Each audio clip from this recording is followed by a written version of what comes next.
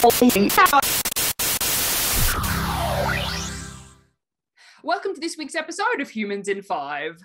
So sometimes I can't help but wonder. I know I have a brain and that it's responsible for my thoughts and coordinating a huge amount of activities in my body. But if I'm frank, sometimes it feels like my guts are in control. You know what I mean?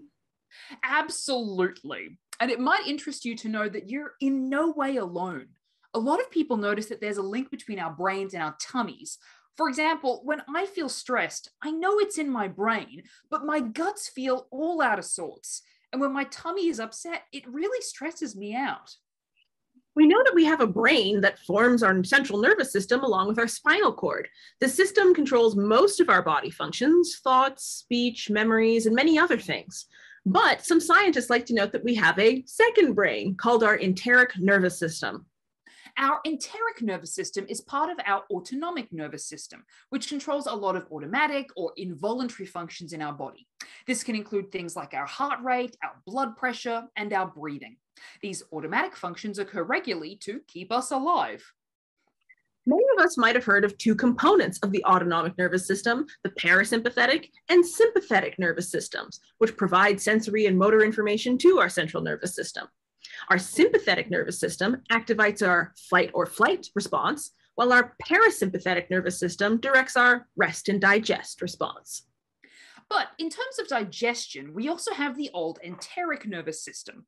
This system is made up of a series of nerves that surround our digestive tract, from our esophagus to our stomach, intestines, and our anus.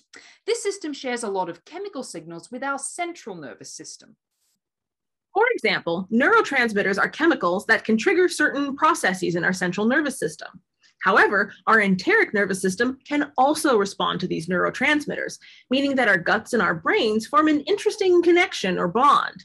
Our brain and our enteric nervous systems also both communicate via some hormones or chemical signals, as well as our immune system. This bond is increasingly under investigation, and researchers have found that this is more than just a casual interaction. This gut-brain connection is fairly obvious when we're experiencing feelings of excitement or nervousness in the form of so-called butterflies in our stomach that might occur when we're, for example, giving a big speech or going on a special date night. It may also play a role in things like mental health, Parkinson's and Alzheimer's disease, and other conditions typically considered to be neurological in origin. This emerging research suggests that alongside addressing our brains, we may need to take a look at our guts to really get the whole picture of how a condition occurs. So, in the end, our brains and our guts might be working together in interesting ways to shape our lives. This is a topic we'll surely touch on again, but in the meantime, we hope you can think about ways to tend to your tummies as well as your minds. Thanks for watching, and we'll see you next time on Humans in 5. And don't forget to subscribe!